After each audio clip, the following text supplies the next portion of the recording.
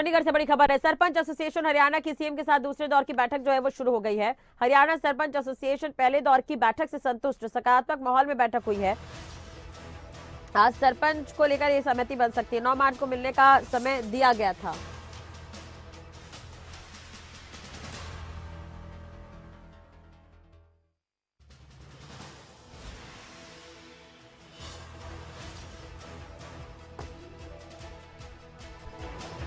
तो सरपंच एसोसिएशन की जो दूसरे दौर की बैठक है वो शुरू हो गई है। ये बड़ी और अहम खबर हम आपको बता रहे हैं। सकारात्मक माहौल में ये बैठक हुई है। आज सरपंच सरकार के बीच सहमति बन सकती है। सीएम ने सरपंचों को 9 मार्च को मिलने का वक्त दिया था। ये मुलाकात हुई है। लगभग 3.5 घंटे पहले दौर की बैठक चली है और दूसरे दौर की बैठक शुरू हो गई है। तो से 1 घंटा और ये बैठक जो है दोबारा होने के बाद और चल सकती है। अभी 1 घंटे में जो है वो बिल्कुल साफ हो जाएगी। किस प्रकार से क्या रुख सरकार का रहता है, क्या रुख जो है सरपंच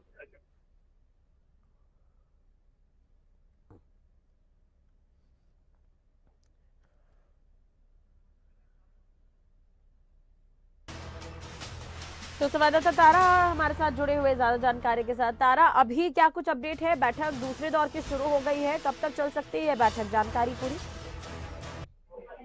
जी बिल्कुल, एक्चुअली दूसरे दौर की बैठक है और कुछ देर पहले ही शुरू हो चुकी है। उससे पहले जो है पहले दौर की जो बैठक है उसमें जो है सकारात्मक जो है बैठक रही है और इसमें जो कहीं ना कहीं जो सरपंच है वो पूरी तरह से संतुष्ट नजर आए। हमने कुछ सदस्य हैं उनसे बातचीत की तो उनका कहना था कि जो बैठक है वो अच्छे माहौल में हुई है और कहीं ना कहीं वो संतुष्ट नजर आए और उन्होंने जो खाना है वो भी खाया है। और इसके बाद अब जो है दूसरे दौर की बैठक के लिए दोबारा मुख्यमंत्री के साथ बैठक कर रहे हैं। देखना ये होगा कि सरकार ने पहले दौर की जो बैठक करीब 3.5 घंटे तक चली थी और कई पहलुओं पर जो है चर्चा हुई, उनकी मांगों को लेकर मुख्यमंत्री के साथ बैठक हुई। तो अब दूसरे दौर की बैठक शुरू होने के बाद उम्मीद यही जताई जा रही है कि जल्द ही दोनों जो सरकार है और जो एसोसिएशन के जो सदस्य है उनके बीच जो है सहमति कहीं ना कहीं बन जाएगी। लेकिन औपचारिक जो घोषणा है वो मीटिंग खत्म होने के बाद ये हो पाएगी। लेकिन कहीं ना कहीं जो बैठक है वो पॉजिटिव रही है और जो संतुष्टि में आईटीएस की तो अब देखना ये होगा कि जब बैठक खत्म होती है तो सरकार का क्या पक्ष होता है और जो सरपंच एसोसिएशन उनका क्या पक्ष होता है। अब कुछ देर बाद ही जो है बैठक जो खत्म होने के आसार नजर आ रहे हैं। बैठक खत्म होने के बाद सारी तस्वीर जो है वो साफ हो जाएगी। जी चलिए तारा, अगर हम बात करें तो 25 सदस्यीय यहाँ पर जो एसोसिएशन के जो लोग हैं वो यहाँ पर पहुंचे हुए हैं बैठक करने के लिए, बात करने के लिए। तो पहले दौर की जो बैठक हुई है उसमें क्या कुछ रहा, क्या कुछ समझ में आ पाया या बातचीत अगर आपकी किसी से हुई हो तो? बिल्कुल, जो पहले दौर की जो बैठक हुई है उसमें थोड़ा जो मांगे सरपंच एसोसिएशन की जो हरियाणा के सरपंचों की मांगे थी उसको लेकर जो है चर्चा हुई है। मुख्यमंत्री हरियाणा लगातार उसकी मांगों को लेकर जो है वहाँ बैठे रहे, सुनते रहे और उसके बाद जो है बैठक खत्म होके जो सदस्य थे वो नीचे आए तो उन्होंने जो हमारे से बात की तो कैमरा जो बताया कि जो उनकी मांगे थी उनका जो है सरकार सहमत है। कुछ मांगे जो है उनकी मानी गई है और अब ये देखना ये होगा कि जो मध्यस्थता है वो कहाँ तक हुई है, किन किन मांग जो मध्यस्थता है वो कहाँ तक हुई है, किन किन मांगों पर सहमति हुई है और किन किन मांगों पर सहमति नहीं हो पाई है। लेकिन कहीं ना कहीं जो प्रदर्शन चल रहा था सरपंच एसोसिएशन का, लगातार सरपंच हरियाणा के अपनी मांगों को लेकर रोष व्यक्त कर रहे थे, प्रदर्शन कर रहे थे और अब कहीं ना कहीं जो है वो संतुष्ट नजर आए। अब बैठक में क्या क्या मांगे जो है मानी गई है, अगर इन टेंडरिंग की बात की तो कितनी लिमिट बढ़ाई गई है ये जो है आधिकारिक तौर पर जो है घोषणा होनी बाकी है। लेकिन कहीं ना कहीं जो सहमति है वो बनती नजर आ रही है। लेकिन दूसरे दौर की जब बैठक खत्म होगी उसके बाद ही जो है स्थिति स्पष्ट हो पाएगी। जी बिल्कुल तारा, बने रहेगा हमारे साथ। दूसरे दौर की बैठक से पहले सरपंचों ने क्या कुछ कहा था वो सुनवा देते हैं पहले। रिस्पॉन्स है, जो हमारे जितनी भी मांग थी वो पटल पे रखने का हमने काम किया, क्योंकि वो अपनी ऑफिसर लॉबी के साथ जो हमारी मांगे थी उन पे चर्चा कर रहे हैं और ये कामना करते हैं कि आधा घंटा के बाद पॉजिटिव रिस्पॉन्स आएगा, हमारी मांगे सिरे चढ़ जाएगी। सभी मांगों पे पॉजिटिव रिस्पांस है। जो हमारे जितनी भी मांग थी वो पटल पे रखने का हमने काम किया, क्योंकि वो अपनी ऑफिसर लॉबी के साथ जो हमारी मांगे थी उन पे चर्चा कर रहे हैं। और तो तारा हमारे साथ लगातार लाइव बने हुए हैं और शुरुआत से इस खबर पर भी बने हुए हैं। डीआईजी से वार्ता हुई, डीआईजी से बातचीत के बाद मुख्यमंत्री से मुलाकात हुई, 25 सदस्यीय टीम यहां पर पहुंची है, दूसरे दौर की बैठक अभी चल रही है। शुरुआत से अगर हम बात करें तारा, तो इस प्रदर्शन काफी देखने को मिला था सरपंचों का, कई तरह की मांगे हैं उनकी, तो कौन कौन सी मांगों पर सहमति बन सकती है?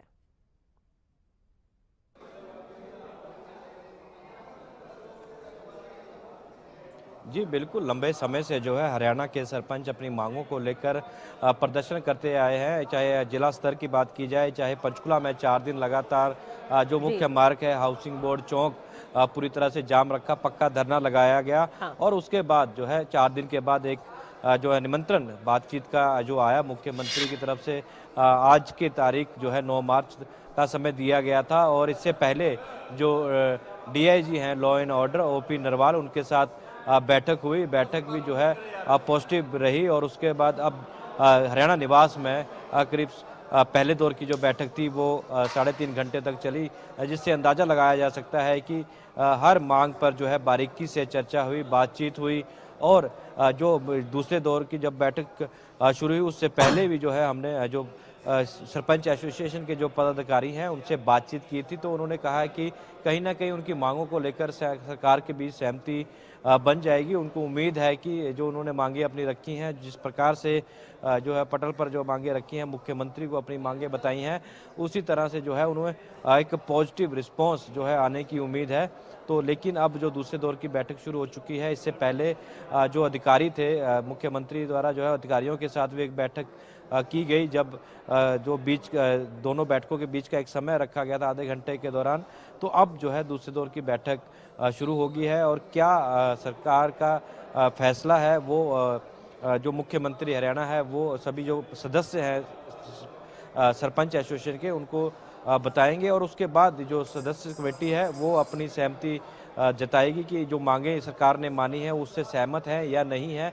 उसके बाद अगली रूपरेखा जो है तैयार की जाएगी। अगर जो मांगे हैं, मुख्यतः जो मांगे हैं, ई टेंडरिंग की हो, राइट टू रिकॉल की हो, या वेतन बढ़ोतरी की बात हो, तो अगर उनमें सहमति बन जाती है तो कहीं ना कहीं ये प्रदर्शन जो सरपंचों का चल रहा है लंबे समय से, तो वो कहीं ना कहीं ख़त्म हो जाएगा। और जो 11 तारीख का जो समय निर्धारित किया गया था इनकी तरफ से कि 11 मार्च को जो है वो मुख्यमंत्री के करनाल जो आवास स्थान है वहाँ का घेराव करेंगे, तो कहीं ना कहीं वो भी अब ख़त्म हो जाएगा। लेकिन जो दूसरे दौर की बैठक है ये एक अहम मानी जा रही है, क्योंकि 3 घंटे की जो पहले दौर की बैठक थी उसमें सभी जो मांगों पर चर्चा हुई। लेकिन अब जो है सरकार अपना क्या फैसला सुनाती है ये देखने वाली बात होगी। तो उम्मीद यही जताई जा रही है कि जल्द ये बैठक ख़त्म हो जाएगी दूसरे दौर की, और उसके बाद जो सरपंच हैं वो अपनी सहमति सरकार के साथ जरूर जताएंगे। जी चलिए, तारा बने रहेगा हमारे साथ। तो अब देखने वाली बात होगी दूसरे दौर की बैठक में क्या कुछ निकलकर सामने आता है। अगर हम बात करें चंडीगढ़ के हरियाणा निवास में सरपंच एसोसिएशन की जो पहले दौर की जो बैठक है वो खत्म हो चुकी है, जिसमें सरपंचों का कहना है कि मुख्यमंत्री की ओर से पॉजिटिव रिस्पांस मिला है। अभी तक क्या क्या हुआ इस रिपोर्ट के जरिए चलिए आपको बताते हैं।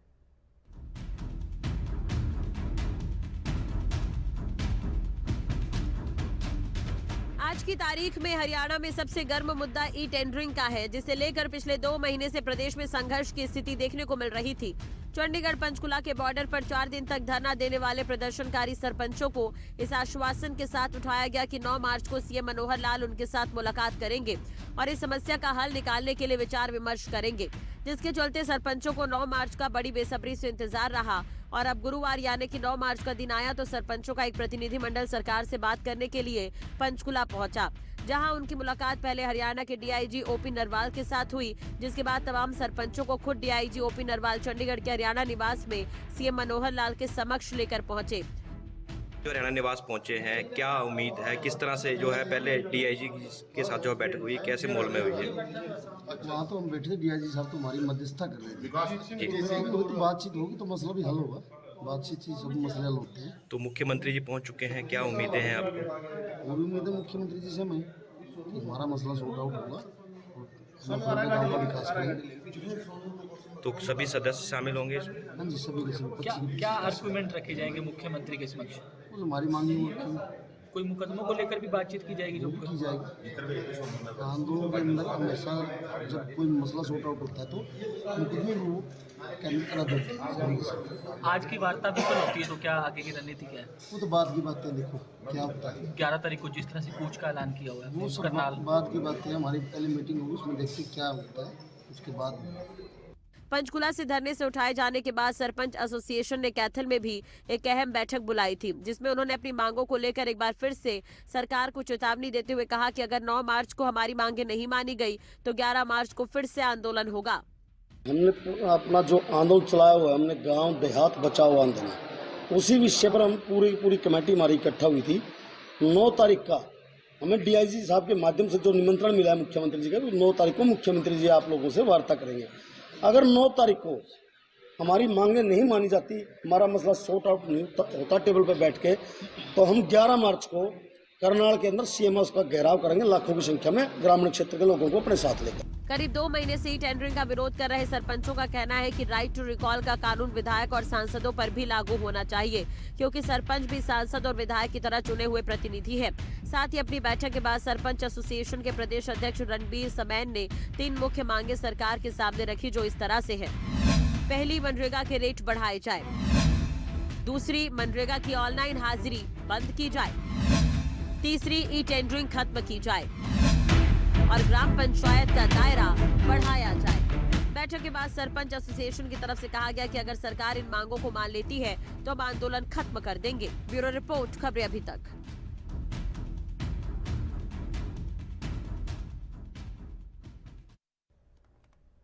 तो क्या फिर होगा प्रदर्शन या फिर सरपंच मानेंगे? क्योंकि पहली दौर की बैठक से काफी संतुष्टि नजर आ रही है सरपंचों के अंदर। दूसरे दौर की बैठक अभी चल रही है। तारा ठाकुर लगातार हमारे साथ बने हुए हैं। तारा, हमने भी देखा था प्रदर्शन के दौरान काफी संख्या में पुलिस बल की तैनाती की गई थी और बड़ी संख्या में सरपंच यहाँ पर पहुंचे हुए थे। कुछ सरपंचों पर मामले भी दर्ज हुए थे। क्या अब इन मांगों में ये भी शामिल किया गया है कि जो मामले दर्ज हुए उन्हें वापस लिया जाए, स्थिति पहले जैसी हो, व्यवस्था फिर से ठीक हो जाए? सरपंचों को खुश करना भी बेहद जरूरी है। क्या यही कारण है कि इतना वक्त लग रहा है काफी मीटिंग में? क्योंकि 3.5 घंटे पहली दौर की मीटिंग में लगा, अभी दूसरे दौर की बैठक चल रही है।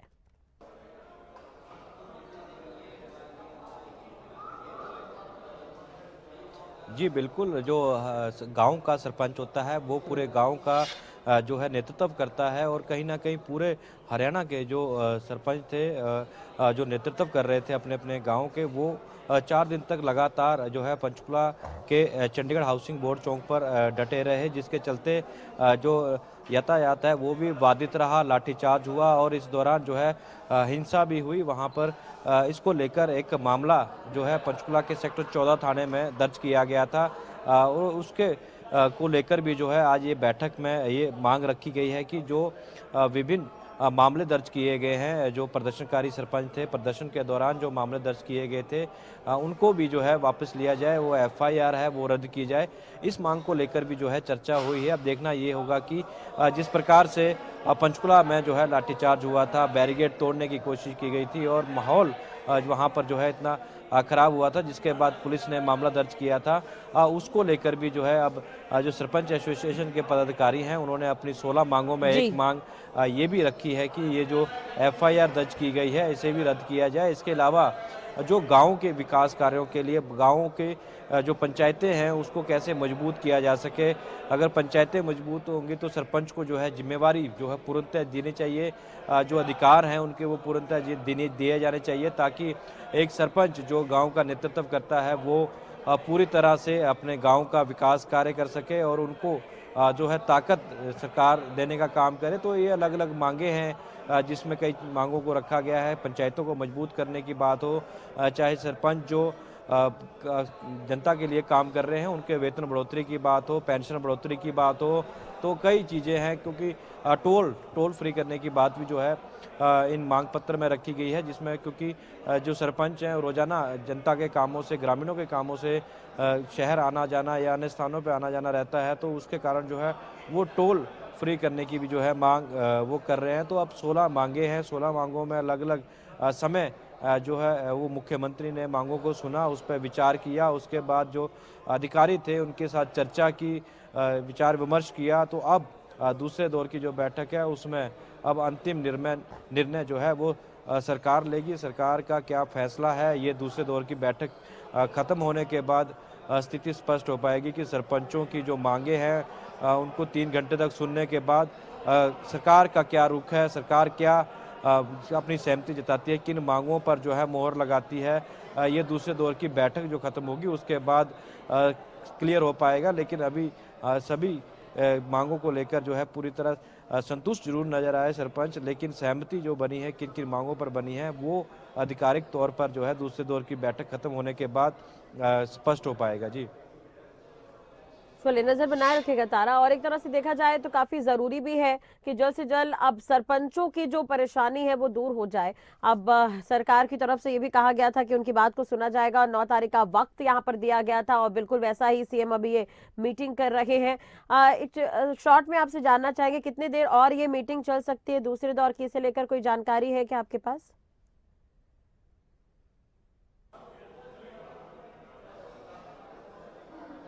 ये बिल्कुल अभी जिस प्रकार से पहले दौर की जो बैठक है वो 3.5 घंटे तक चली, सभी मांगों पर चर्चा हुई। उसके बाद जो अधिकारियों के साथ मांगों को लेकर मुख्यमंत्री ने जो है चर्चा की है, अपने सुझाव मांगे हैं अधिकारियों से। तो अब उम्मीद यही जताई जा रही है कि ज़्यादा लंबा समय जो है ये बैठक दूसरे दौर की जो है नहीं चलेगी। उम्मीद यही लगाई जा रही है कि आधे घंटे के अंदर अंदर ये दूसरे दौर की जो बैठक है वो ख़त्म हो जाएगी और सरकार किन किन बातों पर मानी है, किन किन बातों पर सहमति बना पाई है, तो वो जल्द ही जो स्थिति है वो स्पष्ट हो जाएगी, तस्वीर स्पष्ट हो जाएगी कि क्या बैठक का निचोड़ क्या निकला, कितना 3 घंटे से ज़्यादा समय या पहला दौर हुआ, दूसरे दौर की जो बैठक है तो कुछ समय और उसके बाद जो सारी तस्वीर साफ हो जाएगी। जी।